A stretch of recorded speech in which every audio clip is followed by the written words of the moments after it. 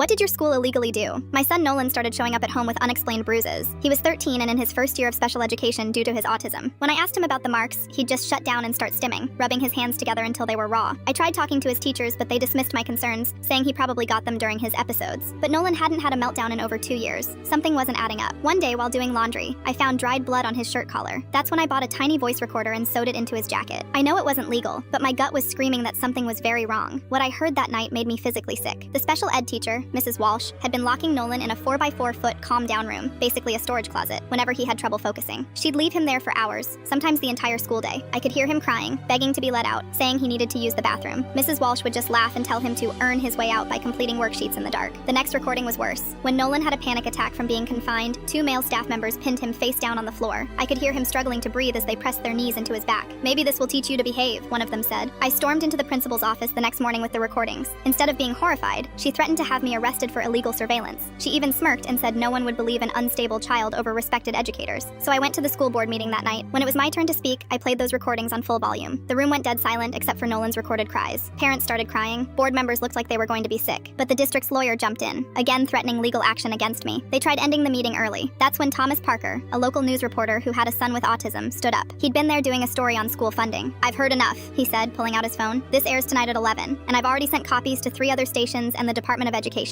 The school board tried to offer me hush money, $50,000, to handle this privately. I told them they could shove that money where the sun doesn't shine." The story exploded. Other parents came forward with similar recordings. Turns out the calm down room had been used for years. They found scratch marks on the inside of the door from desperate kids trying to get out. Mrs. Walsh was arrested for child abuse. The principal and 3 staff members were fired. The district had to pay millions in settlements to 26 families of special needs students. But the best part? The state passed Nolan's law requiring cameras in all special education classrooms. My son testified at the hearing, the same unstable kid they said no one would believe. He's 15 now and thriving at his new school. Last week, he gave a speech at a disability rights conference. Standing ovation. The only one not clapping was Mrs. Walsh. She was watching from prison on Zoom as part of her rehabilitation.